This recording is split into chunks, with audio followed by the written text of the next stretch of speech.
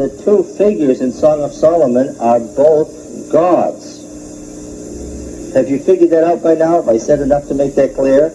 The man and the woman, the male and female figure in Song of Solomon are a male god and a female god. And where did Israel get all this from? Oh, the language is cleaned up. Yes, expurgated. It's cleaned up. But where did they get this from? From Baal and Ashera, who were, of course, the leading couple in the pantheon. Baal and Ashera were not the creator and creatress of the universe. They were the leading couple in the pantheon at the moment. Who created the universe in the Canaanite religion? El, and Astarte, his wife, yes. So, Baal and Ashera are the two figures here.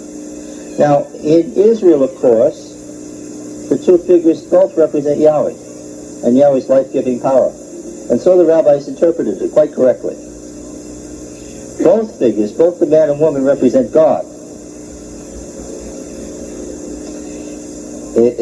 Down in the southern edge of the Judean desert, they found a bowl a couple of summers ago. And it was found in a little temple on the southern edge of Judah. And it said on the lip of the bowl, dedicated to Yahweh and his consort. Meaning that in that temple, some Hebrews thought what? Thought Yahweh was a male god and had a wife. Now the prophets thundered against this constantly because they knew that tendency was the same tendency as Dr. Kellogg saying God is in everything. That's limiting God. In the 9th century, there was a big war in Israel between Baal and Yahweh, right? Which are you going to serve? Baal or Yahweh? And as the people began to think it was a choice between Baal or Yahweh, what did they think? These are somehow equal alternatives, right? And Baal is a male god, and Yahweh must be what? Yes. Okay. Now, this tendency to see God as a male divinity, of course, is around, isn't it? Is it still around? Well, let's take Christianity, that good religion. In Christianity, is God male, female, or neither? Well, if you talk about popular Christianity, what's the answer? God is a male. Our Father. That's all that's known. And of course, Christianity very quickly, 2nd or 3rd century, had supplied, by the 4th century it was all over, Christianity had supplied a female deity. Right? It was all over. The theological development was complete. The argument was over by the 4th century. It was, yes, this tendency was done by the 4th century. What do we have?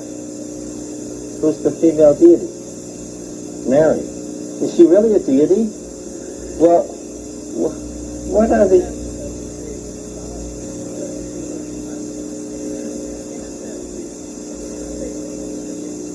If you say the creatress of the creator, which is one of the... If you say the mother of God, yes. The mother of God, well, that's a good title that was used for Asherah. That's a very ancient title. That wasn't thought up for Mary.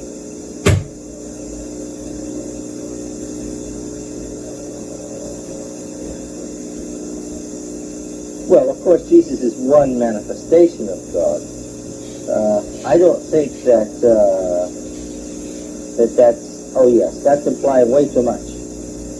The phrase is implying way too much. But the point is, there's been this tendency, right? This masculine God and the feminine equivalent. Well, Mary's prayed to. Mary's asked for grace and worshipped, yes, and adored, and yes, those things that distinguish a deity are present in this case, aren't they? And of course, Mary has other qualifying characteristics. She does miracles, and lately she's been doing what? Mark now, lately she's been doing what? Converting the Russians. As she said she would in 1917. Are you aware of this? In the year of the Russian Revolution, Mary appeared in Fatima and said that don't worry about this, that in the end Russia would be converted and she'd do it. And what's she doing now? And how is she doing this? She's not sending out missionaries, she's what? Yeah, she's appearing herself all over the world.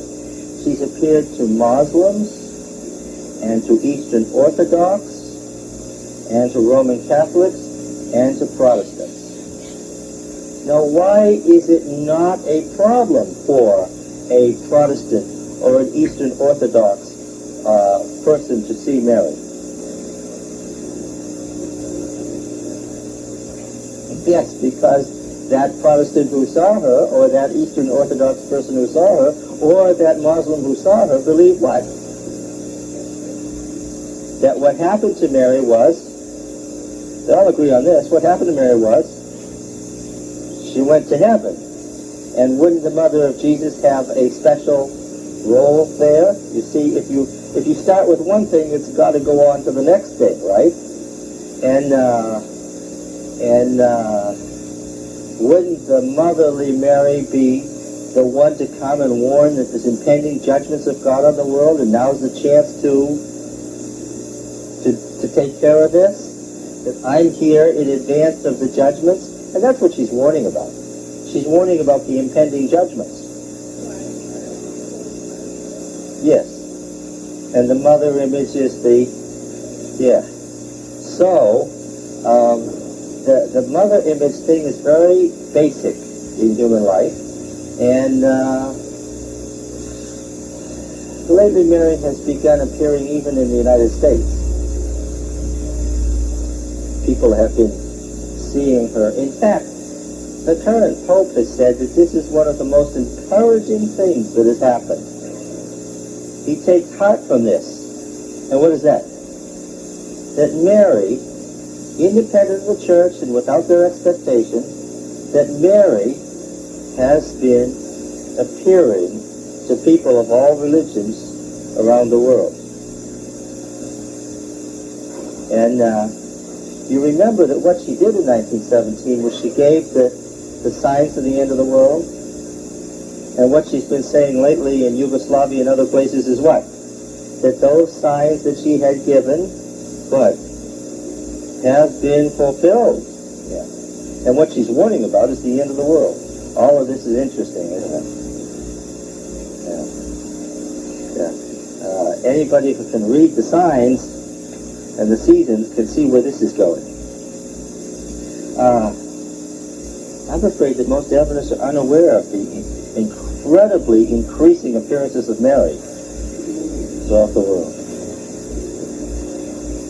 Yeah. And miracles and conversions. Now let's go back to the song.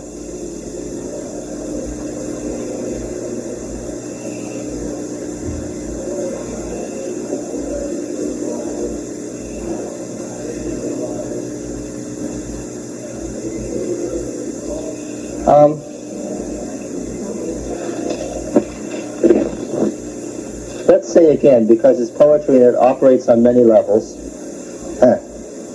The male figure was portrayed by whom in particular in Israel and later in Judah? The king. And the female figure was portrayed particularly by who? By whom? The queen. Yeah. Who was the queen in Solomon's day, for instance. Well, there was always the queen. All the queens together, there was always... When Esther was queen, were there no other ladies around who were wives of King Ahasuerus? Oh, there were hundreds, but what?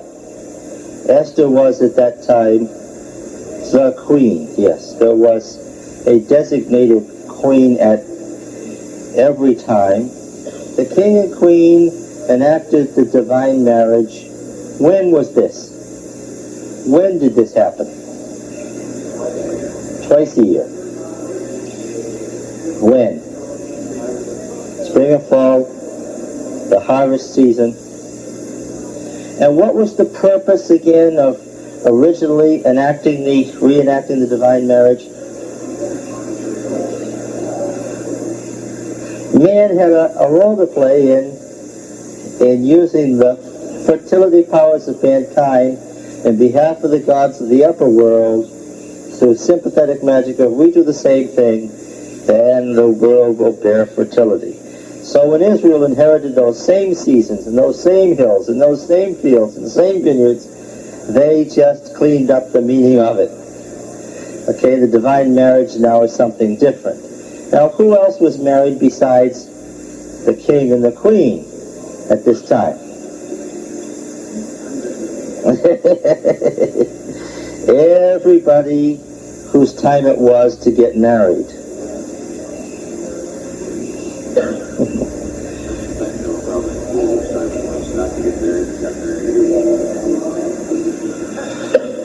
Well, of course,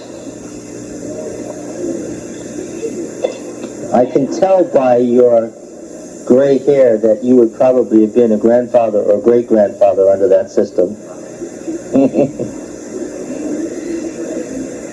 Whose decision would that have been? Not the kids, what? Well, not even the parents.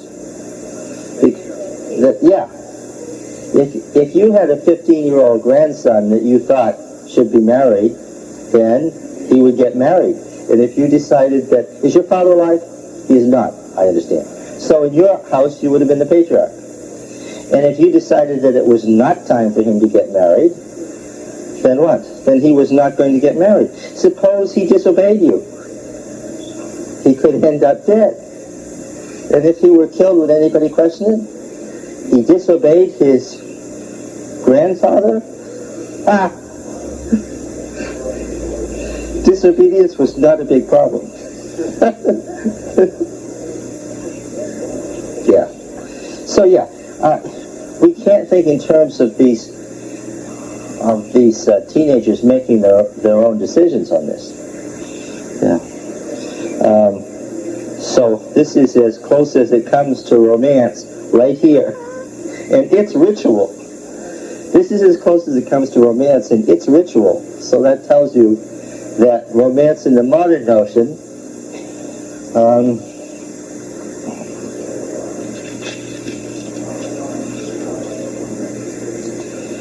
nobody stalked his wife and threatened to kill her. Those were problems that are never... You see, the Old Testament is full of laws about problems they had. Then there are some problems we have that are utterly missing. Just totally missing. Why? Their system didn't allow for those problems. They just didn't have those problems. Okay, so we have some advantages, but we have an equal number of disadvantages, if not more, under our system. Yes?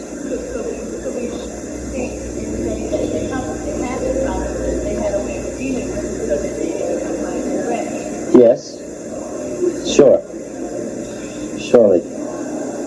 Yeah, if somebody became out of line socially, they could deal with that rather quickly and without a major threat to the community. Go ahead. Yes. Well, of course, you know that to be true because you've been reading Deuteronomy.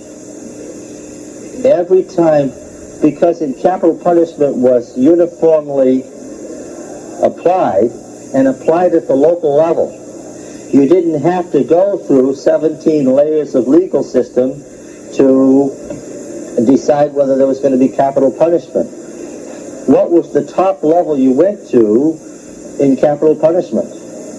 You could take it higher, but if you wanted to, what do all the laws in Deuteronomy say?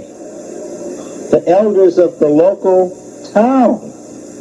You didn't even have to go to the fortified city. The local town, if the 12 old men in the local town decided this is out of hand, then what? Then that person was gone, and who asked? Who asked about it? Nobody, because... And what was the statement again and again that was made over and over again in the 13 cases of capital punishment in Deuteronomy? That the people may hear and fear and learn to do X no more, whatever X is. Because, of course, if it was uniformly applied, and it was publicly applied, yes. If you're going to apply it every once in 21 cases, then it's not going to work. Now, in the beginning, the woman is looking for her mate. That's the first verses of the opening strophe of Song of Solomon. Then the chorus, in this case a chorus of women, say in verse 8, she asks, where is he?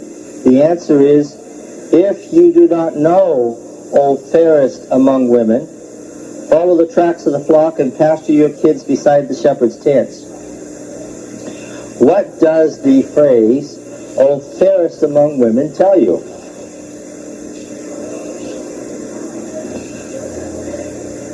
Mind you, this is not romance. I'm sure that some pretty plain gals have been called fairest among women at one time or another in a romantic way. But that is not what's going on here. What's going on here is ritual. What does the phrase fairest among women tell you? Yes, so who is this? The queen, and the queen in her role as what? In her role as what? Bride, you might say, yes, but that's not the point. What kind of a title is this? This is a divine title. This is regularly applied in the Canaanite religion to Asherah. Yeah. This is a leftover from the pre-history of Song of Solomon. Okay? Verse 9. I compare you, my love, to a mare in Pharaoh's chariotry. To a mare in Pharaoh's chariotry. Let me say again that the symbolism having to do with the structure of the ancient world wouldn't necessarily work today. In other words, this would not necessarily be the greatest compliment that could be started out today. Yes, a mare in Pharaoh's chariotry. Your cheeks are comely with ornaments. These are the ornaments that hang down. Have you seen them? That hang down on the cheeks. Your necks with strings of beads. We will make you ornaments of gold studded with silver.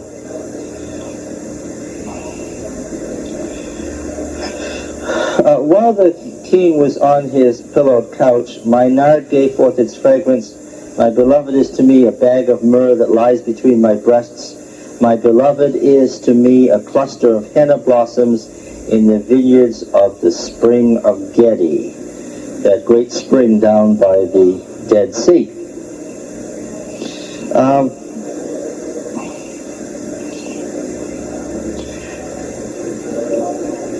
Important because it tells us a lot about the trade. Myrrh from South Arabia. Nard coming from India. Okay. We're talking about a civilized age when trade throughout the world is possible because these things come from so far in the ancient world. All right? Yes.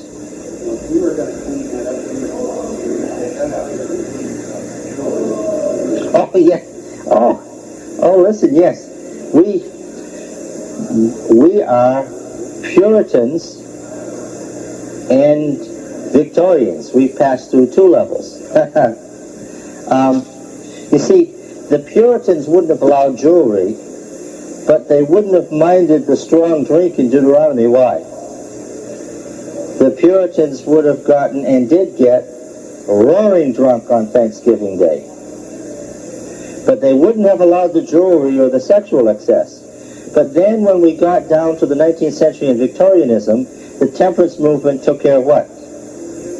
Took care of the wine and strong drink. So we've gone through two levels. We would certainly have to get all this jewelry out of here. Yes.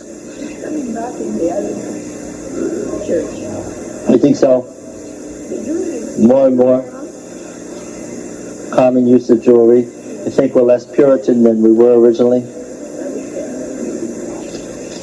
Yeah. Pardon? At least where we grew up. Ah, yes. We are quite much less Puritan than the place where we grew up. Yes, less Puritan than where you grew up. Yeah, I think. No, because of course that was part of Puritanism. Was at that time, 17th century European men wore a lot of plumage, very bright colors and all sorts of things that, yes, that Puritan men didn't wear. What was the appropriate color for a Puritan man? Black. Yeah. Yeah, so, no. What the early cravat that was available then, they did not wear. Yeah.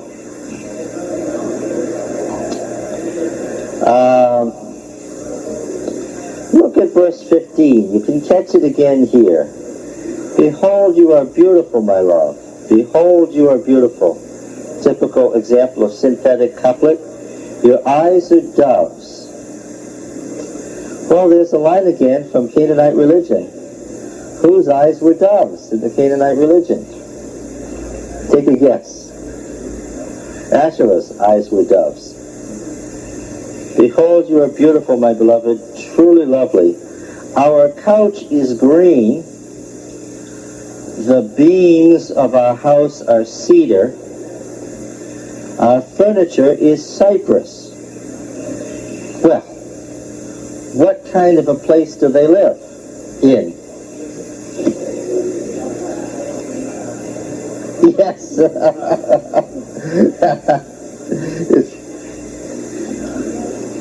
It's something besides a tent. Now the word heikal in Hebrew, we translate into English in two different ways. We translate it one way. What did you say? Where did they live? In a palace. What? Temple.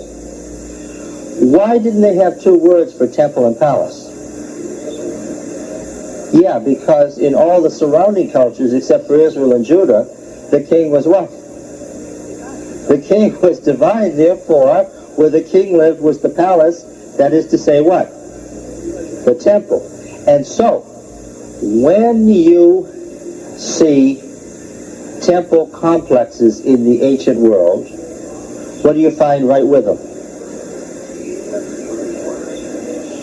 Yeah, because, okay, here is Asher of Nineveh.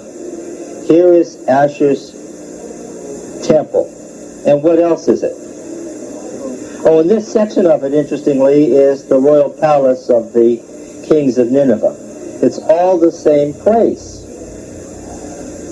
Okay? Yes? kind of like the Vatican, he said. That's what Ezekiel was so angry about. When the new temple is built, the kings of Judah will not be allowed to do what?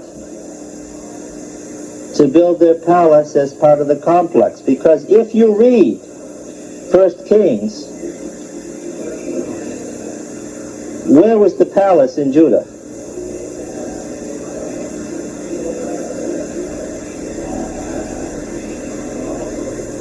Oh, I know it was in Jerusalem. Yeah, I know that's the capital. What? On Mount Zion. In fact, the palace was what? One and the same with the temple. It was all the same deal. They even referred to the temple as whose? As Solomon's temple. They made a big deal about this, the Deuteronomic historians. David and Solomon paid for it, they built it, and they put it on their personal property. What? The city of Jerusalem was what? Was David's city. Meaning what? Was never allocated in the tribal allocations in Joshua. David's personal retainers captured it. It wasn't part of the tribal inheritance, and he paid to capture it. And when he had paid to capture it, it was what? It was his personal property. And on his personal property, he built a palace temple complex. Now you see what the paganizing tendency was. In the surrounding nations, the king's palace was part of the temple. Why? Because the king was divine. And that's why there was a hereditary monarchy, because a hereditary monarchy expressed the idea that the God always lived in that line. So when David founded a hereditary monarchy, and they put the palace and the temple all together so that it was all one thing. So you say, these people live where? Where is this happening? In a temple. Now, why did they use things like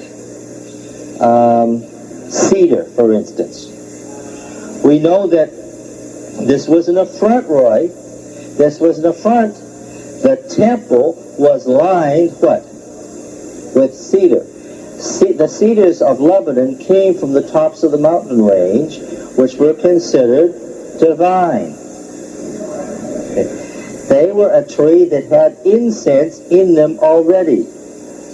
The incense was already in them, so that they were a sacred tree. So that it was perfectly appropriate to line the temple with cedar. When you walked in, what? Smelled like the inside of a cedar closet. Yes.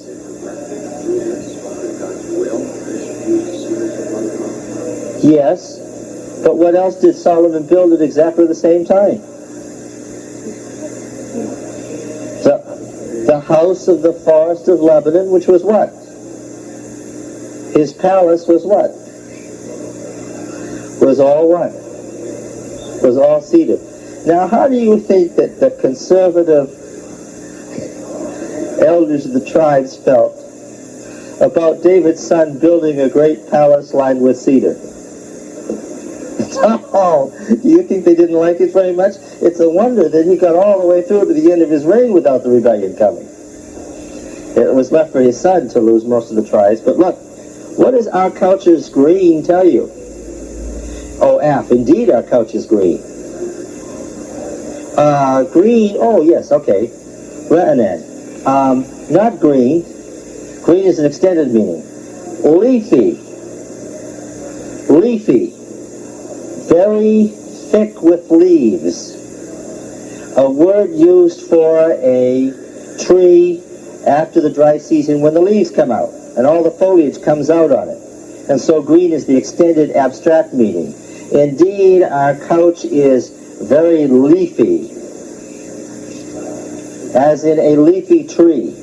What? Verdant. Okay, that's a good, I think that's a better translation than green, although the Latin word means green. Okay, so, again, what associations do we have? Well, where did they have the fertility sites? On every high hill. What's the phrase? No, I want the Deuteronomic phrase. They set up their high places on every high hill and under every... You fill in the blank. You missed it. And under every green tree. The word there is this word. Raisin. Leafy. Green with leafage. It's the same word. What does that tell you? We've got the fertility associations again. All right? Here we have the couple couched on a leafy couch. Green with leaves. The beams of our house are cedar, and your translation probably says rafters. Cadian says, it's a hapax, meaning occurs only once. Cadian says furniture. Furniture is cypress. So, this couple is what kind of a couple? Well, they're a royal couple, certainly, or we could say they are what? They are a royal couple or what? They are a divine couple. Yes. Right. Which would have been to say the same thing in any other culture except Israel's. Right? Yeah. All right. I am a rose of Sharon, the maid says.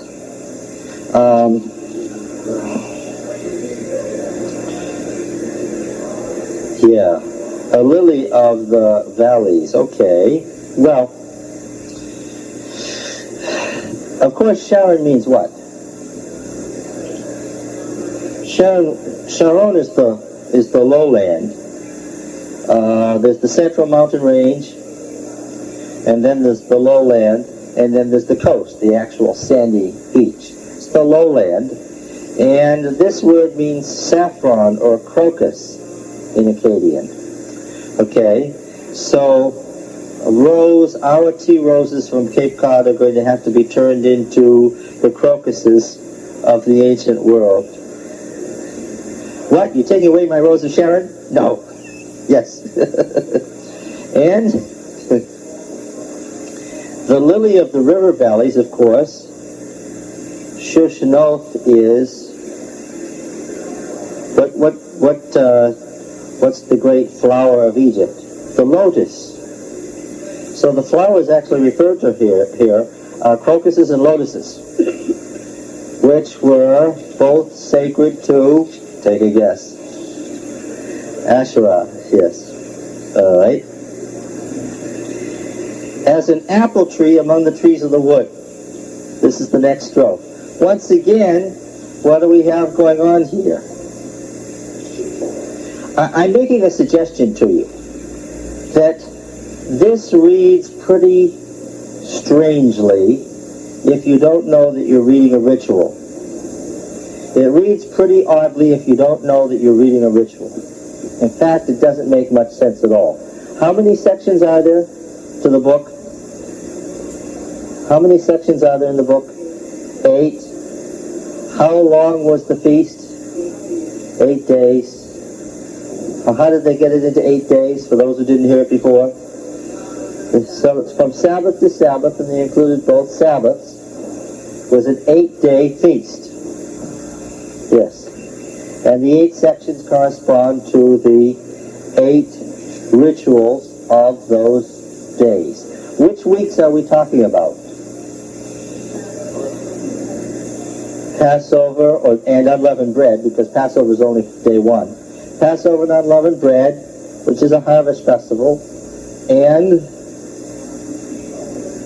Sukkot, or booths, which is the fall harvest festival.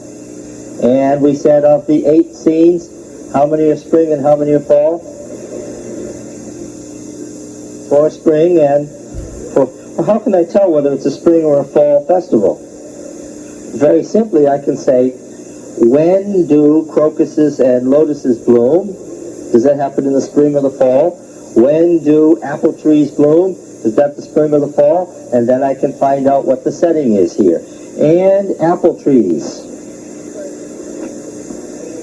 As an apple tree among the trees of the wood, so is my beloved among the sons. Does yours say young men? Yes, it always says sons and daughters because, of course, this is a fertility ritual, and the sons and daughters was the standard phrase used in the cult for the worshippers. The sons of the god or the daughters of the goddess, right? Among the sons. Yeah. With great delight I sat in his shadow, and his fruit was sweet to my taste. Imperative. Bring me to the banqueting house and put your banner over me. Sustain me with raisin cakes. We've been down this road before. Who do we connect to the raisin cakes? We'll point our finger at what king when we say raisin cakes? David.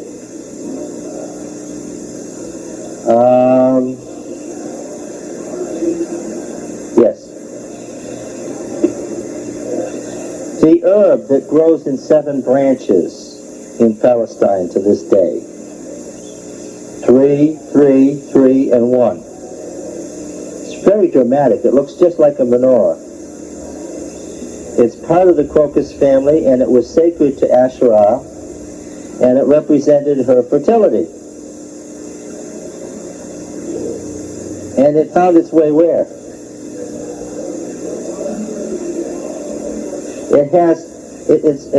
It's part of that family, and its little flowers, we call it a weed, it's a wildflower, are identical to the more cultivated crocuses, and it represented Asherah's female fertility. And where did it find its way? Into the temple. It became what? It became the 7-branched candlestick. Okay, so there's a symbol of female fertility in the temple. Was there a symbol of male fertility in the temple? Yes. The almond tree, like the apple tree, was sacred to male fertility. And when they wanted to find out what the priesthood was, what did they do? Bring me what? See, it didn't happen by accident. He didn't say, bring me some sticks. What were they to bring? Bring me 12 almond branches. And what? And Aaron's budded and blossomed overnight, which was a symbol of what? Male fertility. Okay, so the fertility of Israel comes through? Yes. Okay, and so what did they do with what would you do with it? What did they do with the branch that blossomed? Where? In the temple, of course, which is the site through which the fertility comes, right? The temple isn't called the navel of the earth for nothing. The navel, where your belly button is, the umbilical cord. The temple was what? It was the point where the cord came down from heaven. The umbilical cord attached earth to heaven. Interesting how they used those terms. Okay. Sustain me with raisin cakes, she says, for I am sick with love. Oh, that his left hand were under my head and his right hand embraced me. I adjure you, O daughters of Jerusalem, by the gazelles or the hinds of the field. This appears again and again. Why does it appear again and again? What? Okay. See, we're reading through a section of the Bible that is foreign territory to us. And when we get to these foreign parts that don't make much sense to us, what do? Well, we just skip them. We all know Song of Solomon is there, but what? Yeah. We say, oh, it's Christ's love for the church, and let's go on. Yeah. Okay. Israel and Judah married off their children at these spring and fall festivals for the new generation and new life at these marriages, and they took over the marriage ceremony directly from their Canaanite forebears. And here's one of those examples. I adjure you by the gazelles or the hinds of the field. What's that all about? What do you think? Adventists get used to animal symbolism and warm right up to it when they get to what book? Yes, when you get to Daniel, then what? Then animal symbolism is Adventist. Yeah. The gazelles and the hinds of the field were a symbol of a class of people. Okay? What class of people? Well, what do you think? The context could probably help us here. I adjure you, O daughters of Jerusalem, by the gazelles or the hinds of the field, that you stir not up nor awaken love until it please. What does that mean? It's said again and again in the book, so it must be important. All right? It's a ritual phrase that they come back to. Obviously, if they say it over and over again, there must be some significance to it. Anybody want to plunge in here?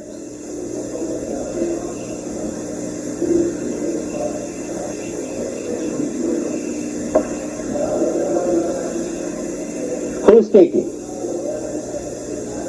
Who is speaking? The queen, or the goddess, or the woman, the maid. Well, which is it? Is it the goddess, the woman, the maid, or the teenage girl? Yes, that's right. That's right. That's what poetry is. Multiple levels, an intensity of meaning and an economy of words achieved by certain standard poetic devices.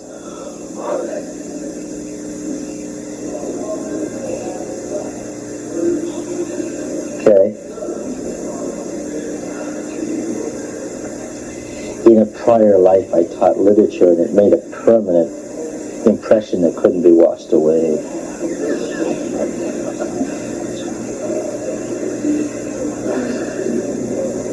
All right. The female is speaking and speaking to the chorus, the other women. Don't awaken love until it please. What does that mean? Could we translate it differently? Could we use some other words? What? Until when? What does that mean, until it pleases? What? Well, of course. Yes. The Hebrews never divided the spiritual and literal meaning. For them, giving birth was what? Was a spiritual thing. Yeah. We're much more abstract. We're Westerners. We have Greek thought. We think much more abstractly than they did. The gazelles and the hinds of the field are two classes of males who have already born children. Males whose fertility is demonstrated by what? By their having had children. She's saying to the other girls, don't awaken love until it pleases. What would be a better phrase for us? Until when? Until the appropriate time. And when is the appropriate time? When you get married. And when is that? Yes. At the time of fertility, in the spring or the fall. So, take a guess. Nothing would be better in their minds than to get married and what? Well, catch what I'm saying. Nothing would be better in their minds than to get married and what? Have a child when? But when? What would be a great time to conceive and have your first child? At the feasts. They wanted these children to get married and what? And get pregnant. When? Right then. Yes. This custom continued for as long as Judaism was an organized religion on the land. This was still the custom in Jesus' day.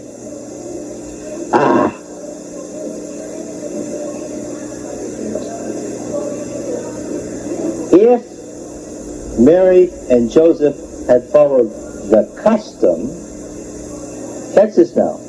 If Mary and Joseph had followed the custom, what should they have done?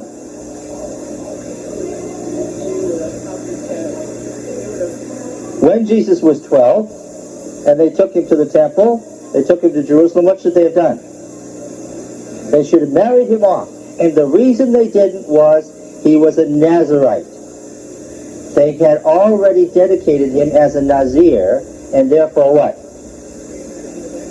Had exempted him from marriage. Yes. But that's when the boy should have gotten married. That's how it was. If you have hormones, what? We're not going to have problems. You use them. Okay? Yes. So that's interesting.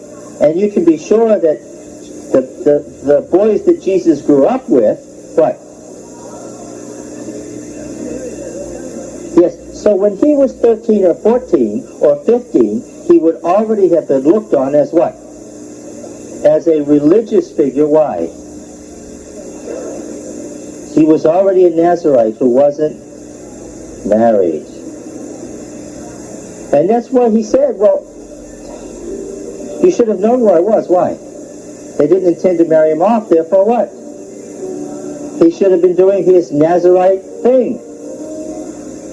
Yes. All right, thank you very much.